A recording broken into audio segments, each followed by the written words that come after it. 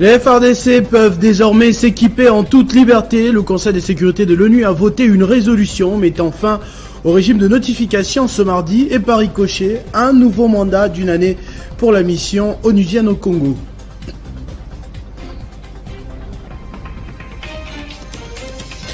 Les responsables de deux chambres du Parlement représentent la RDC à l'ouverture de l'Assemblée législative de l'EAC en Tanzanie. Il s'agit formellement de l'organe législatif de la communauté de l'Afrique de l'Est. Absent du pays au moment des dégâts, Félix Tshisekedi a pris part aux obsèques des victimes des dernières pluies diluviennes ce mardi au Palais du Peuple. Il s'agit d'une messe écuménique, mais également une occasion d'appeler toutes les parties à plus de prudence.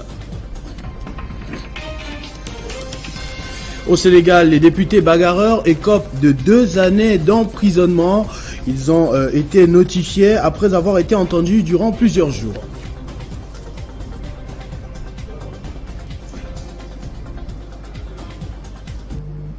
Mesdames et messieurs, bonsoir. Les obsèques officielles des personnes décédées le 13 décembre dans la capitale congolaise à la suite des inondations ont débuté ce mardi par une messe écuménique de suffrage dite au Palais du Peuple en présence du chef de l'État et de plusieurs autorités du pays. La levée du corps et la mise en terre au cimetière de Nsele-Bambou interviendra demain. L'âme de ton peuple devienne l'eau du baptême de la régénération, l'eau du baptême de la consolation.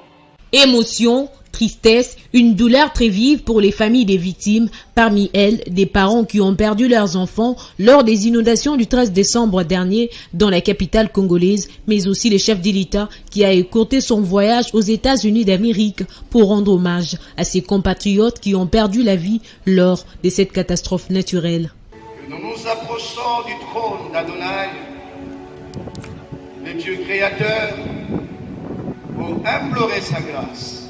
Dans son mot, le ministre des Affaires sociales, Action humanitaire et solidarité nationale, Modeste Mutinga, a exprimé sa compassion aux familles éprouvées. A été émouvante, pleine de compassion, exprimée par le président de la République, le gouvernement et les chefs des institutions. Elle a surtout été émouvante de voir les parents pleurer.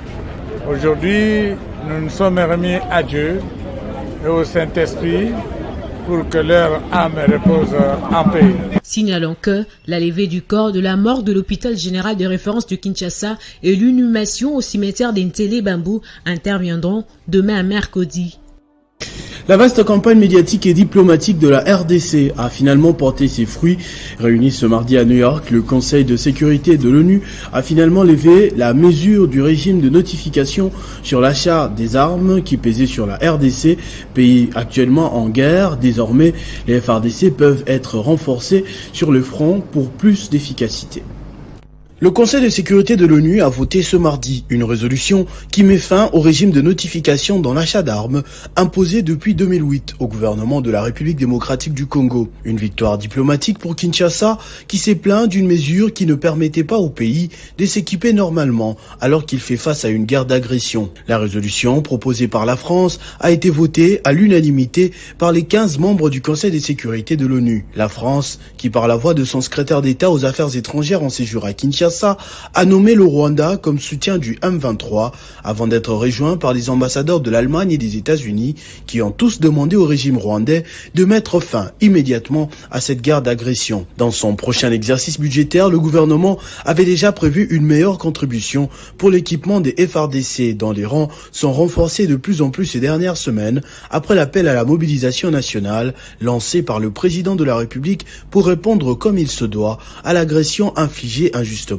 au pays. Seulement, le Conseil de sécurité de l'ONU a également profité de cette occasion pour prolonger le mandat de la MONUSCO, la plus importante mission de cette organisation dans le monde, jugée pourtant inefficace et contestée par la population cette année, restera dans le pays pendant encore au moins 1 an pour stabiliser la situation, comme l'indique sa dénomination. L'Assemblée législative de l'Afrique de l'Est a ouvert ce lundi 19 décembre à Arusha, en Tanzanie, sa 5e session de l'Assemblée législative. Cette assemblée est l'organe législatif de la communauté de l'Afrique de l'Est. Les travaux de cette 5e session ont été ouverts en présence du président du Sénat congolais, Modeste Batulukwebo, le chef de la délégation des parlementaires élus. 9 membres venus de la RDC vont désormais siéger pendant 5 ans ici à Arusha en Tanzanie. Aux côtés de Modeste Batulukwebo, le premier vice-président de l'Assemblée nationale, André Mbata, représentant le président de l'Assemblée nationale. Ils sont au nombre des 62.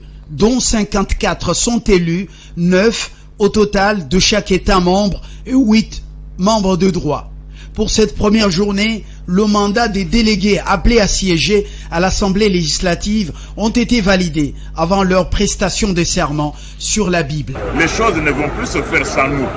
Et la RDC doit jouer son rôle et cette participation à l'Assemblée législative de la communauté de l'Afrique de l'Est est également l'une des victoires du président Félix Antoine Tshisekedi sur le plan diplomatique.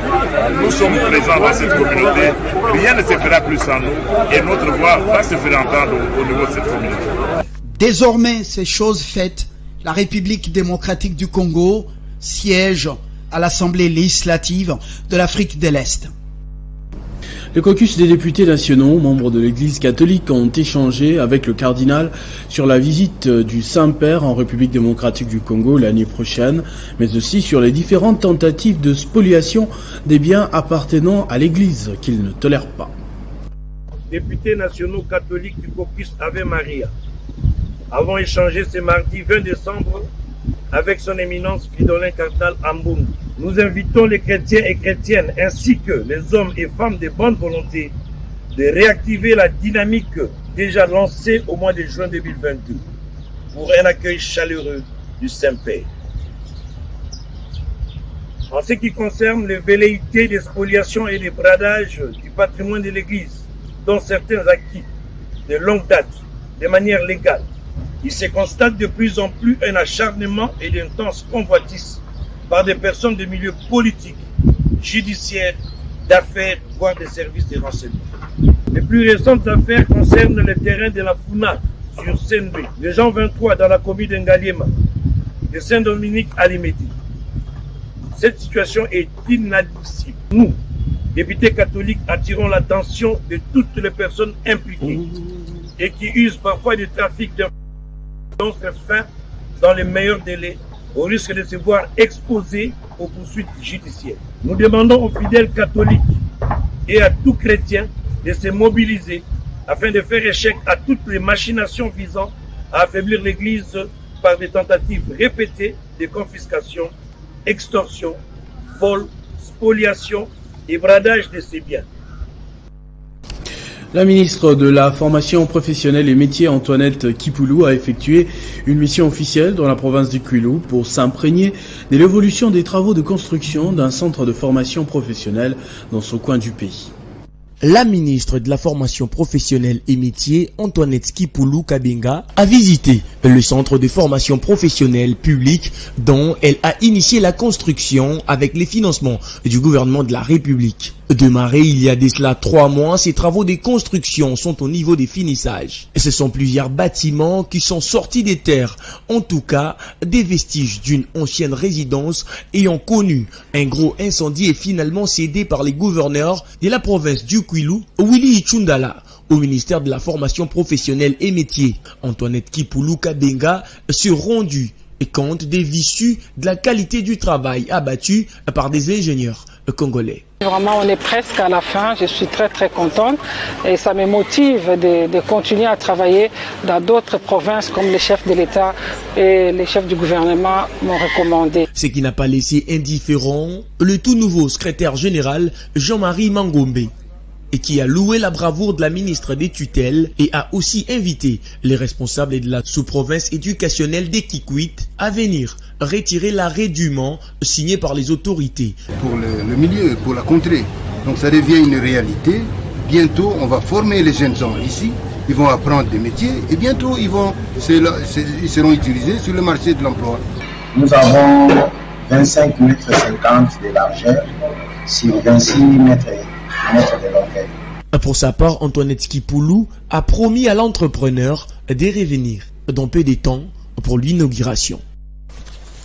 Le dossier Boukangalonzo fait couler encre et salive, surtout le deuxième arrêt de la Cour constitutionnelle sur la même affaire. Cette fois-ci, ce sont les étudiants de l'université de Kinshasa qui sont surpris par cette décision de la Haute Cour et disent ne pas comprendre comment les professeurs de droit peuvent eux-mêmes tomber dans la violation de la Constitution. Le deuxième arrêt de la Cour constitutionnelle dans les dossiers Boukangalonzo continue à faire réagir la classe politique congolaise.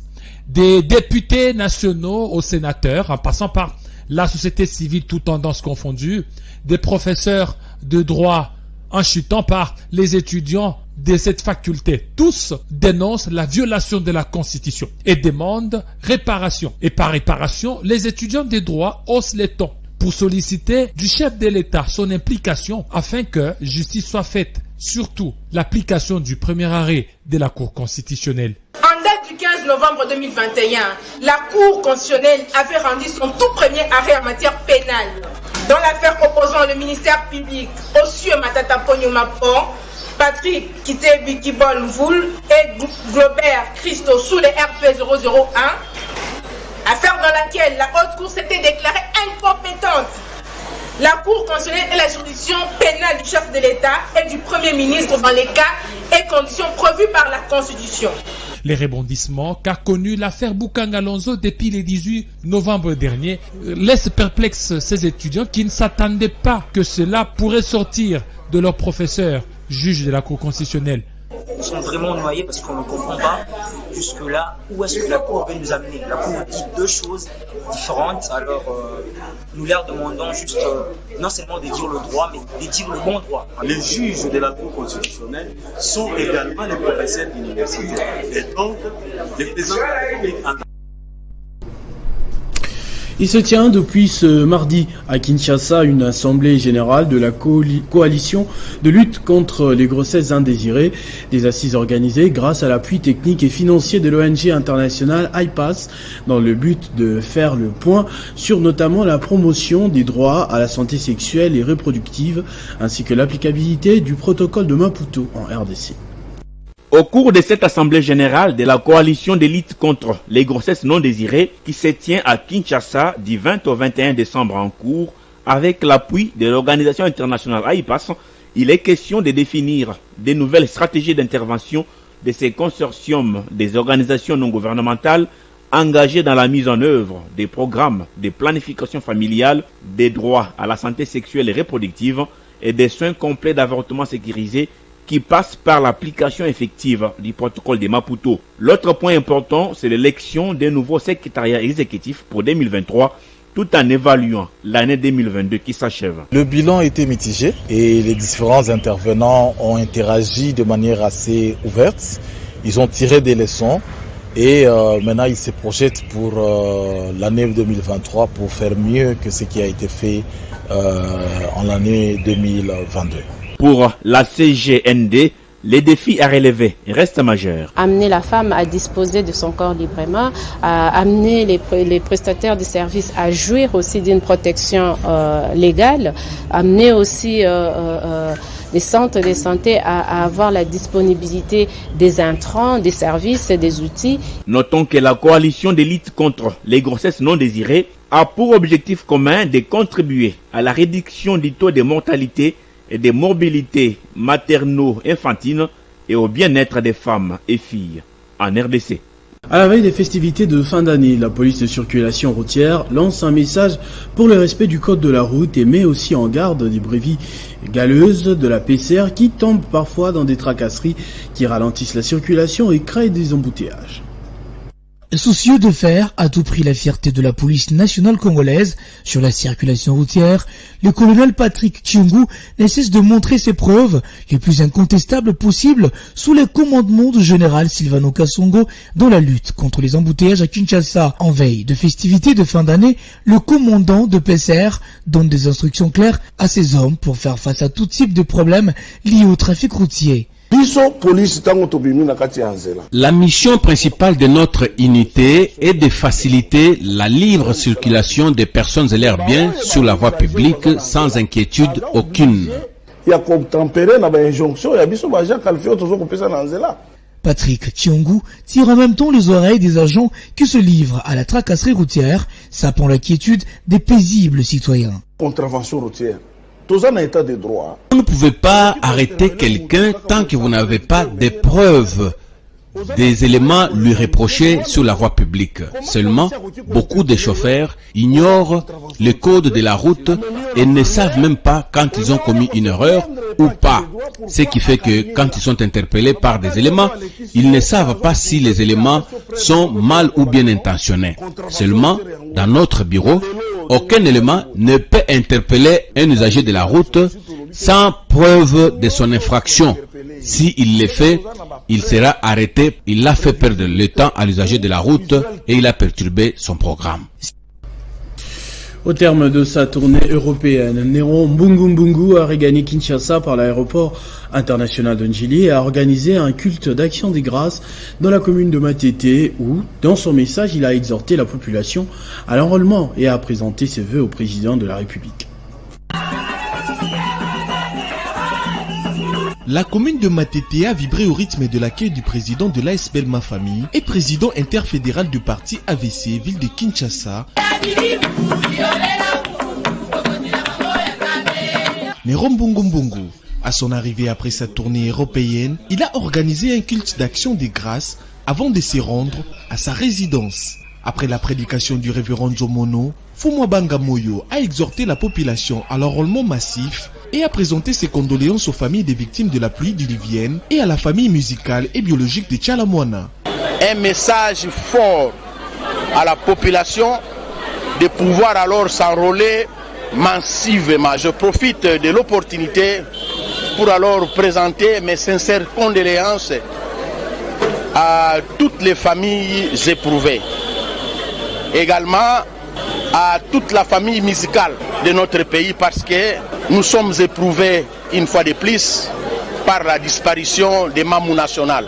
Mes très sincères condoléances le plus émis ainsi qu'à tous les artistes et pourquoi pas au peuple congolais. En outre, Néron Mbungu a présenté ses vœux les meilleurs au chef de l'État ainsi qu'à tous les animateurs des institutions du pays. Un cocktail a donc été servi à la fin du culte à toutes les personnes présentes pour ces retrouvailles. Dans le cadre de la redynamisation des sébases de 7 communes de la circonscription de Lukunga, le député national Samuel Mbemba était devant sa base de Upen Boadi, quartier Massissi, dans la commune de Ngalima, avec pour objectif sensibiliser sur l'enrôlement. Plus de 2000 personnes sont venues écouter le message du président de l'Assemblée nationale, Christophe Mbosonkodia, transfusé par son envoyé spécial, Samuel Mbemba Kabouya. Dans sa prise de parole, comme à l'accoutumée, le député Samuel Mbemba Kabouya a exhorté la population des Boadi, en général et sa base en particulier, à s'enrôler massivement pour les élections qui pointent à l'horizon. Samuel Mbemba Kabouya a demandé également à la population de Boadi de soutenir le commandant suprême Félix-Antoine Tshisekedi et de prier pour les forces armées de la RDC qui luttent pour sauver l'intégrité du territoire national. Je suis envoyé par notre autorité morale pour vous dire de soutenir nos forces armées car notre pays est en danger. L'heure est venue pour que nous puissions dire non à toute agression dont notre pays est victime de la part de son voisin, à savoir le Rwanda. Pour cela, nous devons rester vigilants et encourager nos enfants à se faire enrôler au sein de l'armée pour servir la patrie. En même temps, je voudrais vous exhorter à vous enrôler massivement afin de vous procurer de nouvelles cartes d'électeurs. Les anciennes cartes ne sont plus valides. Il s'y est de noter que le directeur de cabinet du président de l'Assemblée nationale, Samuel Mbemba Kabouya, a fait le tour de toutes les communes du district de Lukunga. L'Institut supérieur des techniques appliquées de Lubumbashi, ISTA-LU, a procédé le samedi dernier à une double cérémonie solennelle, celle de proclamation des résultats des étudiants et de collation des grades académiques aux lauréats de la première session ainsi que la clôture de l'année académique édition 2021-2022. Il s'agit d'une 9e cérémonie des collations des grades académiques à l'Institut supérieur des techniques appliquées de Lubumbashi, où plusieurs lauréats ont été éjectés sur le marché de l'emploi. Une cérémonie des grandes envergures qui a vécu sur les campus de cette institution universitaire encore en chantier et qui a connu la participation du ministre provincial de la Santé qui a représenté les gouverneurs Jacques Kabula Katwe empêchés. Après la lecture synthèse du rapport académique effectué par le secrétaire général de l'Istalou, le professeur Michel Chengo Lutandula, la parole a été accordée au directeur général, le professeur Ngoï Biugaleza Bilez, qui lui est revenu sur les 11 années d'existence de cet alma mater.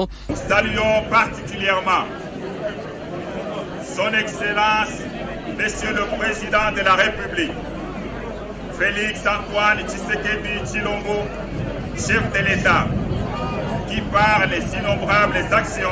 Au nom du ministre Moïne Zangui, le président de la conférence des chefs d'établissement du Haut-Katanga, le professeur ordinaire Kishiba Fitula Gilbert a déclaré close cette année académique tout en exhortant les lauréats à devenir de moteurs du changement pour la nation congolaise. Ensuite, c'était la remise de prix d'excellence et de mérite aux étudiants et personnels administratifs qui se sont distingués durant cette année académique à l'Istalou. Dans une grande joie, les lauréats se sont vus chacun conférer son grade, marquant ainsi la fin de leur parcours académique à l'Istalou. Cette manifestation a été donc ponctuée par la visite des œuvres de l'esprit réalisées par les étudiants d'Elista Lubumbashi. L'Institut du bâtiment et travaux publics IBTP Butembo octroie une bourse d'études à 4 de ses étudiants, enseignants, voulais-je dire, pour leur 3e cycle dès l'année prochaine. L'objectif est de rehausser la qualité de ces apprenants, explique le directeur général de cette institution publique d'enseignement supérieur. 98 nouveaux ingénieurs, architectes, topographes et géomètres s'ajoutent à plusieurs centaines d'autres que forme l'IBTP Butembo chaque année depuis maintenant 27 ans de son existence. La double cérémonie de clôture de l'année académique 2021-2022 et la collation des grades académiques semblent spéciales cette année à l'IBTP Butembo. Cette institution publique d'enseignement supérieur compte former ses propres professeurs en vue de rehausser la qualité de formation de ses apprenants. 4 enseignants ont été sélectionnés pour bénéficier de la bourse d'études locales octroyée par l'IBTP Butembo avec la remise symbolique du chèque aux bénéficiaires par le directeur général, le professeur Dr Kachouva Mouindo Alphonse. Nous allons donc envoyer 4 personnes aux études du 3e cycle. Nous avons donc dans notre budget disponibilisé des bourses d'études que nous allons conférer à ces enseignants. Les heureux boursiers de l'IBTP Butembo pour cette première vague iront l'un à Nairobi, l'autre aux Philippines et 2 autres encore à Kinshasa pour leur 3e cycle dès l'année académique prochaine. La joie était au comble pour ces désormais anciens étudiants qu'au ce jour, ils ne regrettent pas leur choix de l'IBTP Butembo pour leur formation académique, pour le rapport des activités académiques. Le tout précédé par un culte dans les enceintes de l'institution, puis une caravane partie du site de l'IBTP en passant par le centre-ville pour chuter à la salle SIPA de la Procure en ville de Butembo. La ville de Kisangani va abriter du 27 au 30 décembre un forum sur l'unité, la cohésion, la paix et le développement de la Grande Orientale. La députée nationale Geneviève Inagosi Kasongo, présidente de la cellule de communication et relations publiques de ce forum, affirme que les participants vont cogiter sur les options idoines à lever pour impulser l'essor de cette partie du pays. Un forum pour la paix, l'unité et le développement de la Grande Orientale prévu du 27 au 30 décembre de cette année. L'espace Grande Orientale, EGO en sigle, est aujourd'hui démembré en 4 provinces, le Bas-Ouélé, le Haut-Ouélé, l'Ituri et la Chopo. Ces assises réuniront les fils et fils originaires de l'ex-province orientale dans la ville de Kisangani, chef-lieu de la province de la Chopo dans le nord-est de la République démocratique du Congo. Occasion pour eux de cogiter sur les options idoines à lever pour impulser le sort de cette partie du pays dotée d'énormes ressources humaines et naturelles, mais confrontée à la pauvreté et l'insécurité. Geneviève Inagosi Kasongo, présidente de la cellule de communication et relations publiques de ce forum, en dit plus. L'espace Grande Orientale est riche en diversité culturelle et est unifié par 2 langues nationales, à savoir le Lingala et le Swahili. Il est le seul en République démocratique du Congo qui regorge les 4 grands groupes ethniques, à savoir les Bantous, les Nilotiques, les Pygmées et les Soudanais. Il compte également plus de la moitié des tribus existant en République démocratique du Congo. C'est 257 tribus sur 450. Signalant que la facilitation à ces forums sera assurée par Monseigneur Marcel Outembi, archevêque métropolitain de l'archidiocèse de Kisangani et président de la conférence épiscopale nationale du Congo, SANCO. Alliance des forces pour le bien-être des Congolais, AFBC en sigle, le parti cher à Madame Néné Nkoulou Ilunga, a organisé une activité d'adhésion massive à Matadi le samedi dernier, suivi des séances de formation des nouveaux membres. C'est après avoir suivi leur formation idéologique sur les kabylismes que les nouveaux membres ayant massivement adhéré au sein du parti cher à Néné Ilunga Nkoulou, Alliance des forces pour le bien-être de Congolais AFDC, qu'ils se sont retrouvés autour du secrétaire général adjoint Dilougussou pour assister à l'installation de présidents communaux ville de Matadi ainsi qu'à celle du président de l'AFBC territoire de Mbanzangungu. C'est un pas de géant effectué par cette formation politique kabyliste au sein de la Fédération du Congo central dans ses préparatifs pour 2023, tout en réaffirmant son soutien à Joseph Kabila. Prenant parole, Dilougussou, secrétaire général adjoint de l'AFBC, s'est exprimé en ces termes. Sur instruction de l'initiative du parti, camarade Néné Ilunga Nkoulou, la fédération de l'AFBC Congo central a reçu plusieurs nouveaux adhérents venus de la ville de Matadi et aussi du territoire de Mbanzangungu. À l'issue de cette activité, une formation idéologique a été donnée, avec comme accent particulier sur le kabylisme, à savoir la doctrine politique basée sur les valeurs républicaines et nationalistes. Une façon pour nous d'affûter les armes pour les élections de 2023. Il convient de noter que la présente activité sera organisée à travers toute la province. Par ailleurs, il a été démontré que face aux problèmes que connaît la République démocratique du Congo actuellement,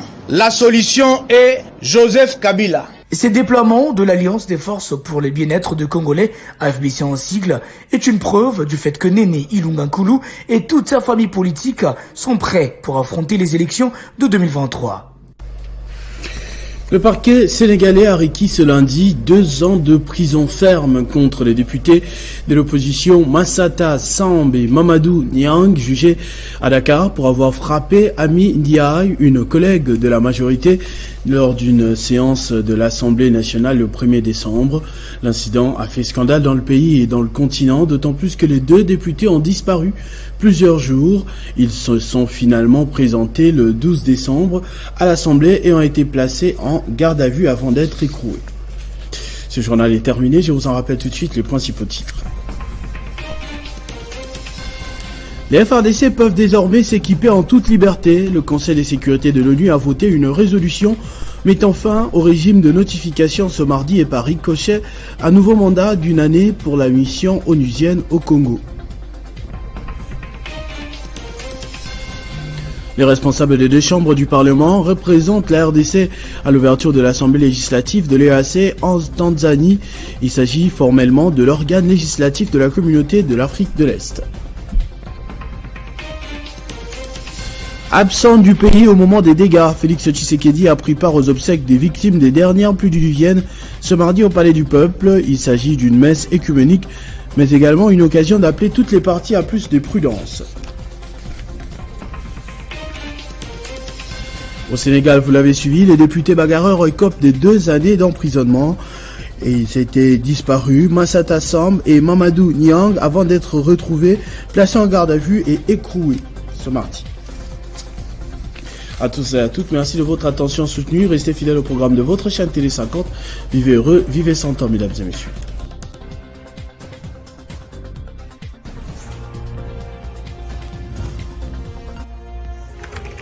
L'actualité reste incontinue.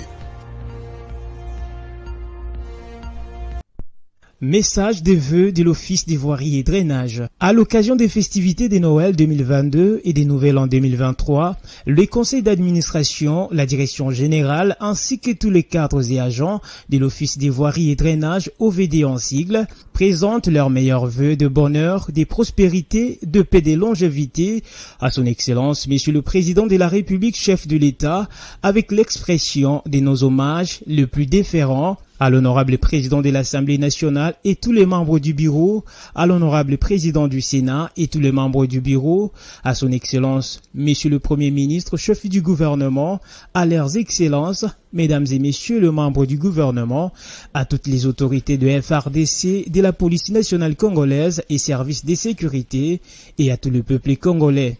En outre, ils réitèrent leur inconditionnel soutien au commandant suprême des forces armées de la République démocratique du Congo et à la police nationale. Fait à Kinshasa, le 6 décembre 2022. Tomba Chikela Victor, directeur général, Chipama Martin, président du conseil d'administration.